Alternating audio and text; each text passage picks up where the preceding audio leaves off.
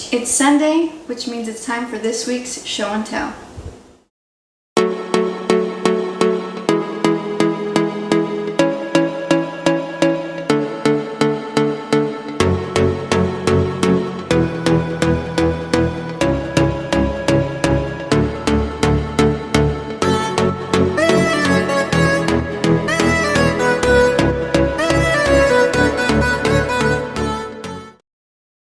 Hey, it's me, JoJo. So it is time for another episode of Show and Tell Sunday, but instead of figures, we will be talking Superman movie. And I say will because I will have Mike here sitting with me, talking the movie, characters. I will admit I don't know as much as I should about those characters, and he knows it all. So, Mike?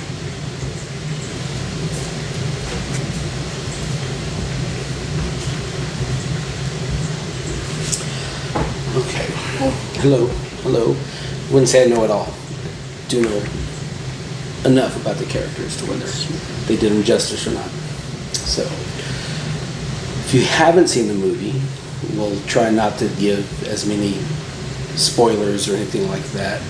Even though there's a lot, you almost can't pick up a headline if you type in Superman movie without seeing something. But, just kind of go in order, I guess. Yeah. Okay.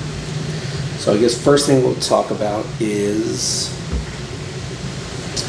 I see a lot of people who don't like the beginning text, which, we saw this last night in the beginning.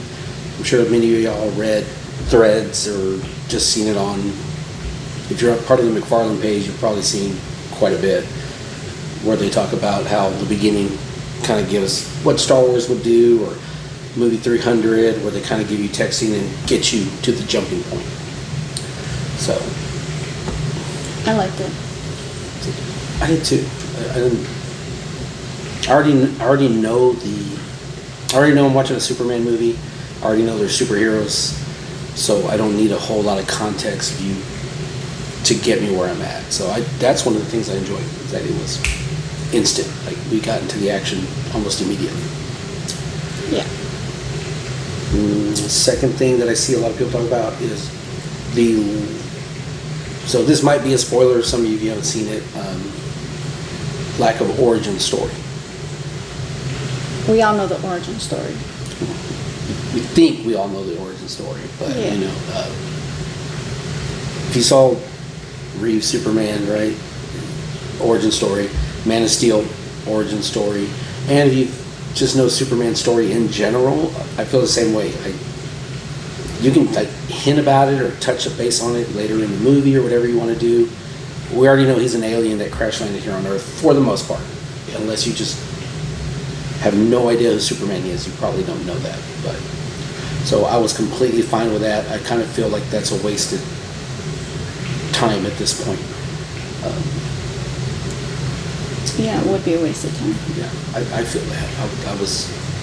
I remember reading, I'm constantly reading, usually on the Facebook toy pages, especially the McFarlane Facebook page. I see so much. I think somebody had this real long rant where they pretty much told the entire movie, and it started off with how much they hated it and how horrible it was. And I'm sitting there thinking, when I don't like things, I have a tendency to just kind of ignore them. The fact that he remembered that much of the movie, clearly he's either a Snyder fan or, Marvel fanboy, and just couldn't get over how the movie was done. Because it wasn't done badly. But that's why we say you gotta see it for yourself. Definitely. Because something like that, I mean, come on. Because what's crazy, That's just ridiculous. Yeah, because I've seen either the reviews are really great or here. I've not seen a lot in the middle. I haven't heard anybody say it was okay, and that's just on our end. I've either heard, they loved it, or the movie sucked. Not an in between. It almost seems like that way with DC movies. Usually, when BVS came out, it was either or. There wasn't a middle. Same with Man of Steel, right? It was either or. And obviously with this one, a lot of the same thing, either or. It seems like people have a hard time being okay with it. They either want to hate it or they want to love it. I will admit I went in with low expectations. Low expectations? Yeah. It's just because of the whole Henry Cavill thing. I think he makes a great Superman, but I get that they can't keep him. Yeah, he does make a great Superman. Like in a perfect world, I think I said maybe touch later on that. Henry Cavill playing this version of him would have been really cool. But yeah, and if we go back to Man of Steel, I enjoyed that movie because it was in a different storyline. We saw a more complex character, not just a Superman who's full of hope and pretty much is trusting and loves everybody. We saw one that had his reservations, and I thought that was kind of a little bit more what was going on with the times, especially in some of the current writing of Superman. And again, you had those that just hated it because that is, as they say, that is not my Superman. And we do hear it, like, for the most part, it seems like Reeve. It's always like, Christopher Reeve, that is my Superman. And even for me, as much as I loved Henry Cavill, and I'm not a huge Superman fan. He's not even in my top 20 on DC characters list. But, you got to have him, right? He's one of the Trinity. So, it was one of those ones that Christopher Reeve did embody that very well for me being small. And the comics that I would see, animation, he did very well. So I always understood why people were upset with Cavill's Superman. But at the same time, I was like, the script he was written and what he was asked to do, he did very well with it. So I'm still a fan of Cavill's Superman.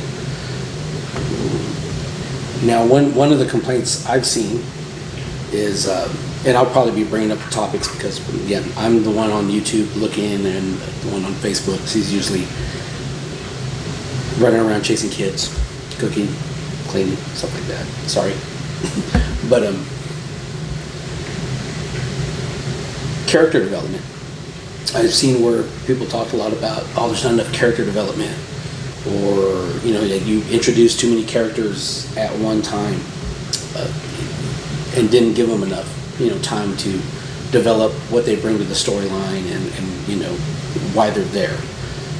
How did you feel about, because we got Guy Gardner, we got Hawkgirl, we got Metamorpho, Crypto, even Baby Joey's in there, Mr. Terrific. Okay, yeah, Baby Jimmy Joey Olsen. was adorable. Even Jimmy Olsen had some pretty good, parts, Yeah, okay, Mr. Terrific, he did great. Guy Gardner. Definitely a interesting character. See, so let's talk. So Nathan Fillion plays Guy Gardner. How did you, overall, as a character, As a character, he did great. If I had known someone like him, I would have hated him. Okay. So, yeah. And, knowing background, whatever, like, he embodies that Guy Gardner that's supposed to be brash, arrogant. And I thought he did very well. Like,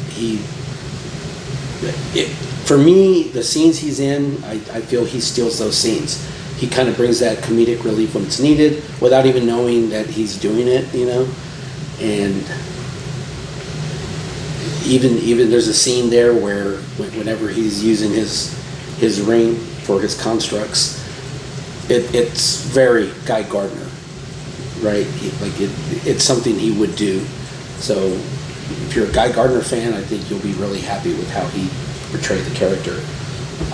I know the Lantern series is coming out, I think, towards the end of the year, and he will have some parts in there. He won't be as big. What about, let's go to Eddie Gathegi and Mr. Terrific. Yeah, he did great. I would say every scene he was in, he pretty much stole the show. So, yeah, Eddie Gathegi, however you pronounce his last name. Like the name, was terrific. I really liked how they try to give each character kind of a little bit, so you can kind of see what they're capable of doing. And one of the scenes where you get to see him, fight, it was pretty cool to actually see that. Because if you're not familiar with the character, if you don't want to go back and watch, some of the animation he's in or things like that, I think it gives you a good idea of how smart he is. I wish they would have touched base on that, because in DC canon, he's the third smartest guy. I would actually say he's second. But depending on the source material, he's the one that wrote the list. So it could be maybe he played himself a little bit lower.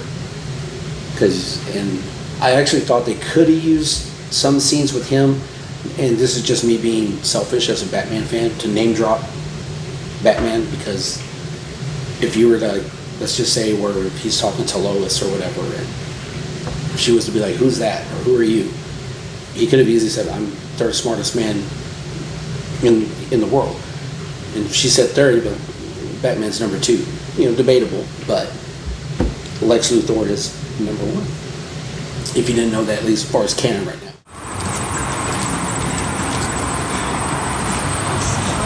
Hey everyone, it's Saturday. So normally we'd be at Star Comics, but Star Comics is here at Alamo Drafthouse for the Superman movie.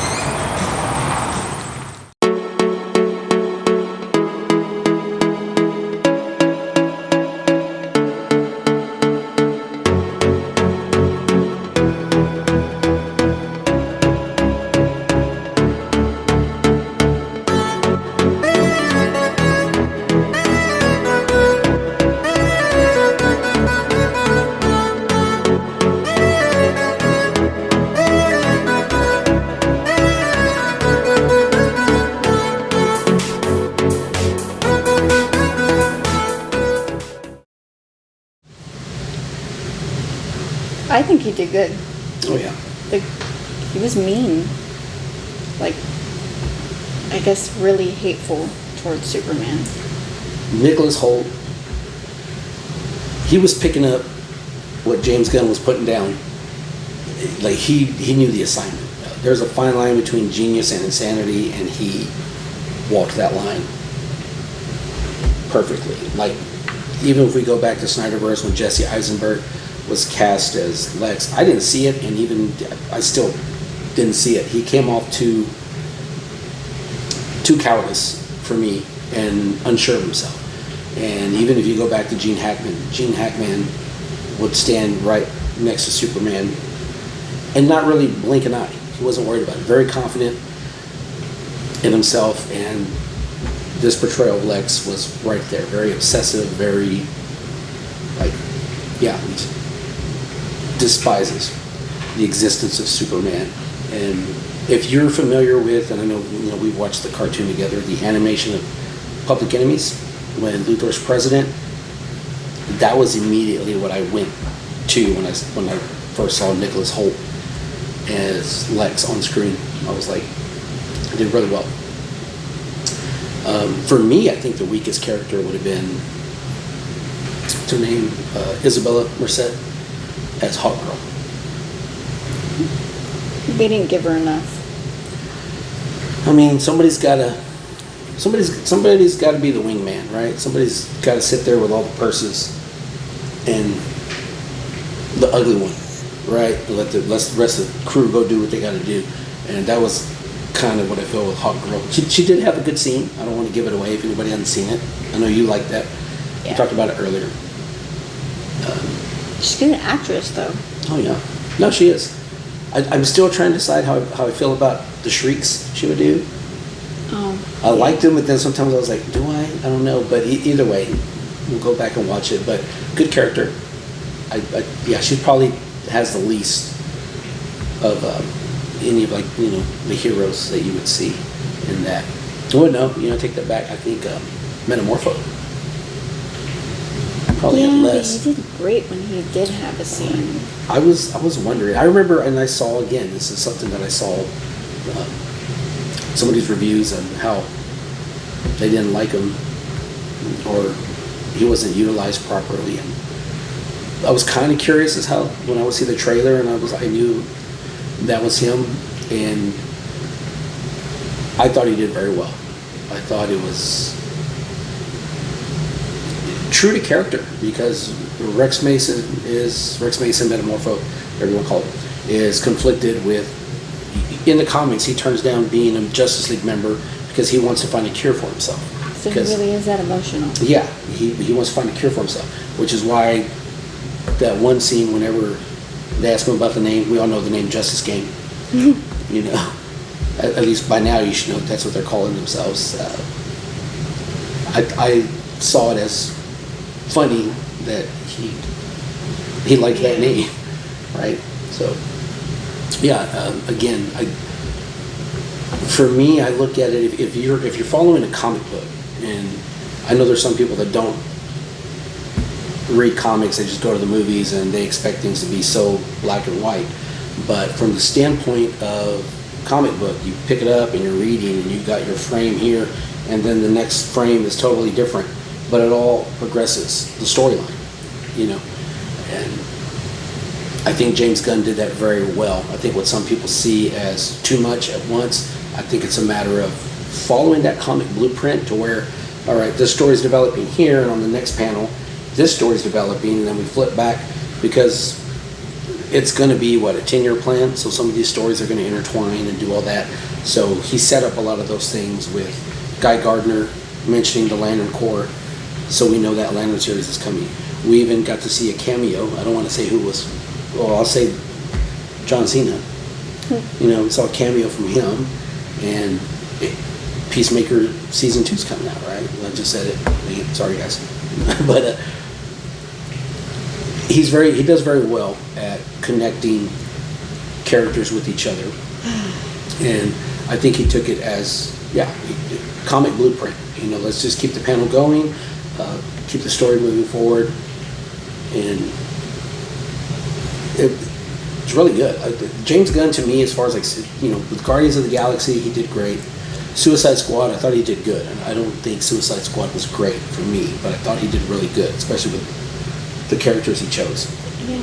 And then with this one, again, you've got so many random characters, and I look at it as he's very good at doing that because of his dialogue ability. Like, his scripts are pretty much like we're having conversation right now. Real conversation. I see him as the Quentin Tarantino of the superhero genre. He's very good at dialogue and how conversations would take place naturally. So the movie moves along very well due to that, and when the characters have interaction, I think it's hard to beat the formula that he uses. We actually had Crypto in there more than I expected them to. I wasn't sure how Crypto was going to play out. They very well. Yeah, it needed. The Crypto comes in when it's needed, you know, and I like that. It wasn't overuse of him. He does have some comedic relief at times to lighten up some of what's going on, and yeah, you utilized very well, I would say. I was kind of curious about that myself, because, you know, it's one thing to see it in animation, it's another thing to bring it to live action, and can you make it work? Again, Rocket Raccoon, Weasel, yeah, James Gunn can make it work. Let's see, then we've got some Metamorpho, Mr. Terrific, Rachel, what's her name? Rachel Brosnahan as Lois Lane. Yeah. I don't know what's her name. I don't know that's her name. That's not her name. Sorry, I know her first name is Rachel. I'm gonna go with Brosnahan or whatever. So, but Honey Fisher is Lois. I think she was a great character. Not really a Lois fan, but I mean, she had a lot of parts. She was a really big character in this movie. Yeah, I think for me, I enjoyed her take on it. She did very well as in keeping, you know, as was it Kidder? Can't remember. I think so. As original Lois that we saw with Christopher Reeve. Very what would you call it? You said independent. Very independent, yes. Kept independency, and at the same time kept being very female at the same time without, being like, you won't go there. But I'm just saying, like, very independent, very strong. Was able to hold her scenes with anybody that she was on screen with, whether it be Justice Gang or whether she was with Corn Sweat, Superman. And I actually enjoyed Jimmy Olsen's parts too. Remember his girlfriend? Oh, that's true. Yeah. Yeah, I wasn't expecting that. Like, yeah, even his little part that he plays is done very well, very Jimmy Olsen-ish, right? For me at least.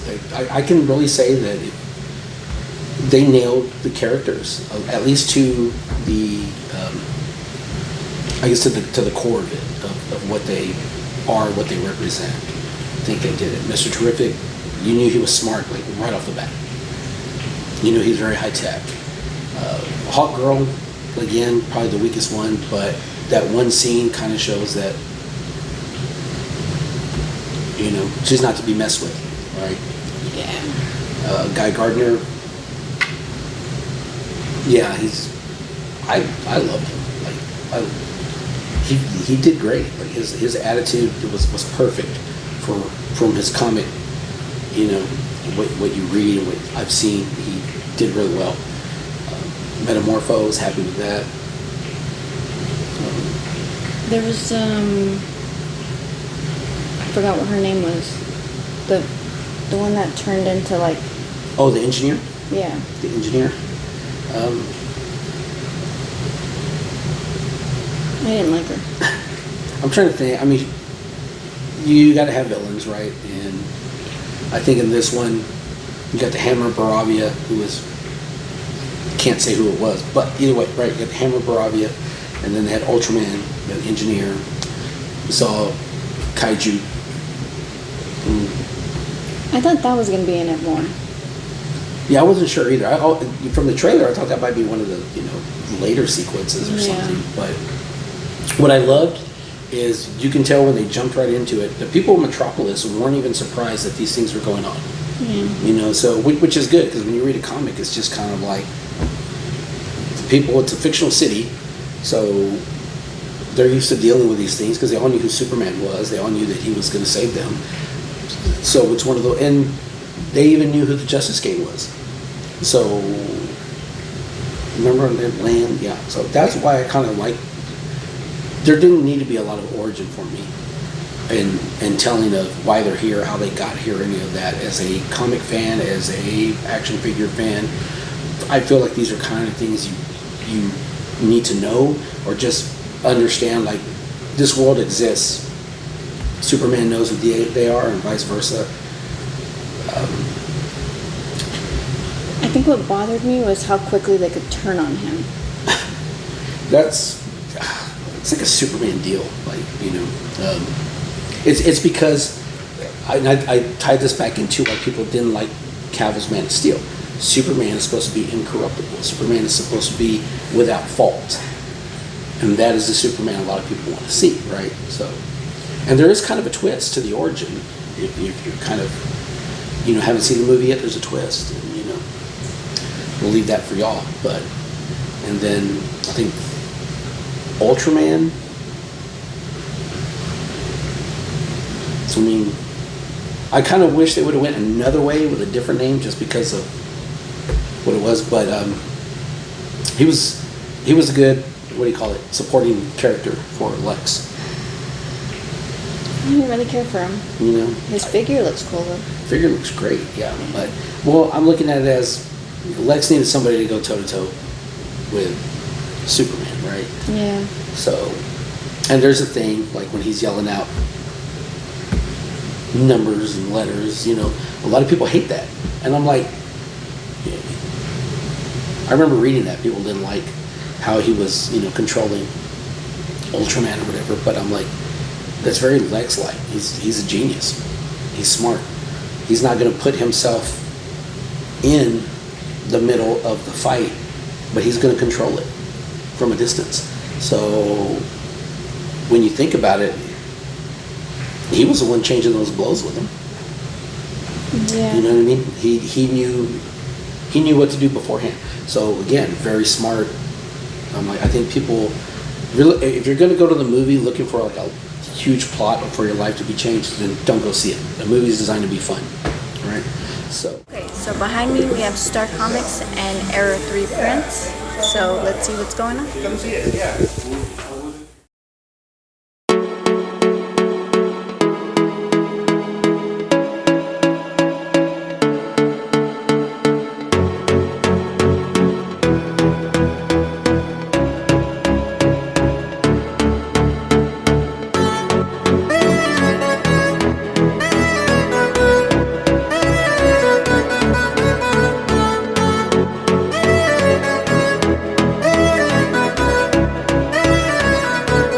So, and then I think finally we'll just get to David Cornsweet as Superman. Surprisingly, I think he did great. Surprisingly for me. Because, well, Yeah. like I said, Henry Cavill. Loves her Henry Cavill, which But is I mean, great. yeah, there might be some people out there that don't like him as Superman. So, Cornsweet? no. Cavill? Cavill. Oh yeah, there's a lot of people that didn't like him. Like I said, it's always an either or. Yeah. For me, Cornsweet, and I think I told you this last night, through the movie, you know, he did good. I'm watching it, and I think earlier I'd stated, I don't know if I see him as Superman. And there's a part in the movie, and I'm just gonna say, like, there's a part where he smiles, and when he smiled, that's when I saw it. I was like, man, he's cheesing the way Superman cheeses. Like, he nailed it, right? Flash photography was on. So that little smile that he did in the movie, that moment, I saw Superman. And through the whole movie, he did good. You know, he's doing good. I'm still sitting there like, yeah, okay. But at that scene, I was like, you know what? I can see, you know, probably what James Gunn saw whenever he cast him, right? It could have been that smile that won it for him. You never know. But very much, I will say this, like, he, script-wise or whatever, when people want to see Superman, he values all life, regardless of what it is, right? Oh, yeah. It's there. Even, I mean, you know, it's hard not to talk about certain things if you haven't seen the movie, but it doesn't matter how small or how big. He wanted to make sure that if there was a way that he could save that life. And so I think if you're going to say that you're a true Superman fan, and I'm not talking about a Zack Snyder Man of Steel fan, or a Christopher Reeve Superman, or, you know, Dean Cain, or whatever, you know, movie or shows you've seen. As a Superman fan, I don't think you can walk away being upset with how the story was told and how he was playing the character. Because again, I am not a Superman fan. You know, I usually go into the movie thinking that I didn't, you know, I kept hearing people say he keeps getting beat up too much. And so I'm there. I'm going to watch it, right? But I know the character. I know, you know, why people love him, and I know what he represents in the DC world.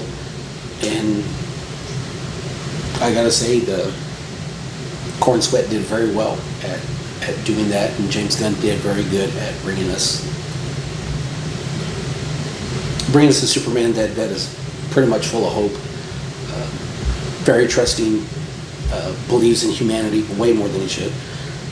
And that's always been one of his faults, you know, as far as what do you think Lex always gets so many upper hands on him. But yeah, very, very good. And, you know, I thought that was going to be the final thing, but I mean, I don't know if it's a spoiler, because I guarantee you, just today alone, like, and I'm not even looking for it, just scrolling, I see the thing. So you might have seen, like, Drunk Supergirl. So Millie Alcott makes, right, small appearance. Drunk.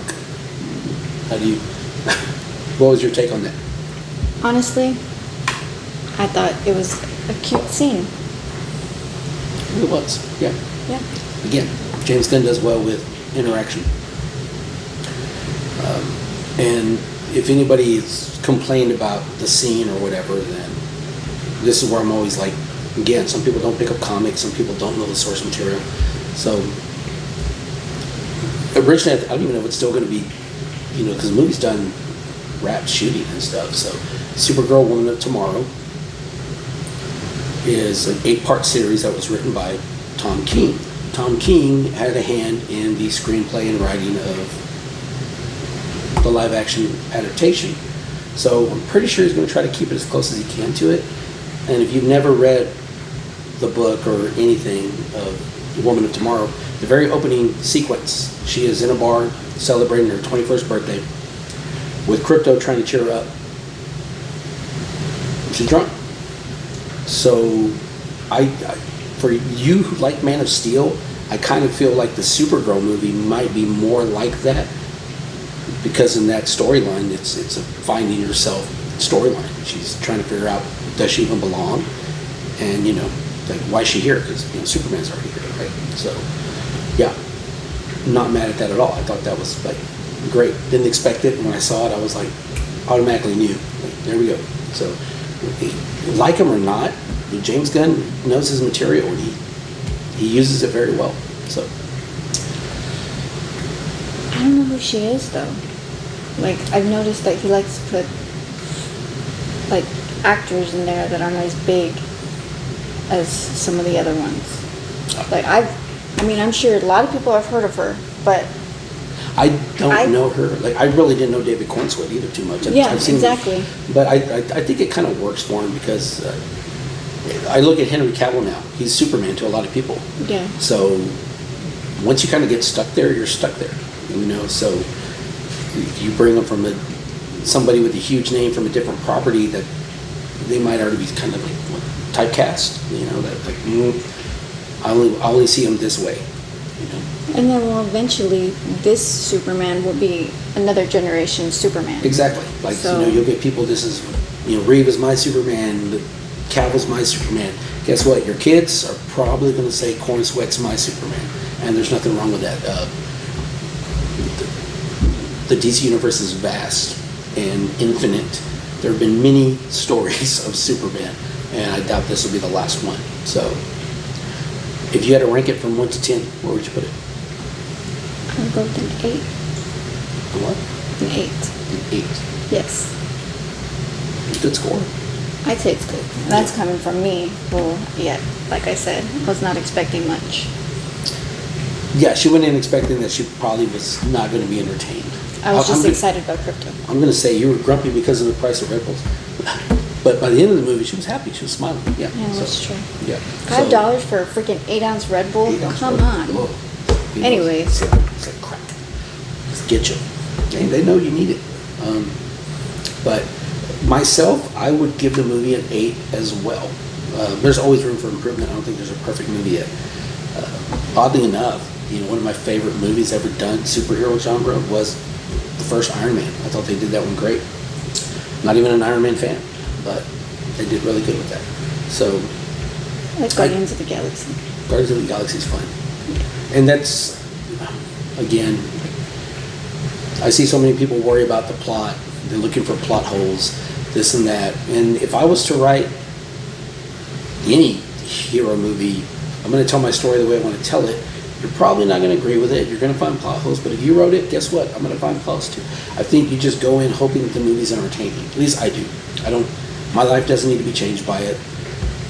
I don't need it to be exact and precise to the comic. It's nice when they can get those points in.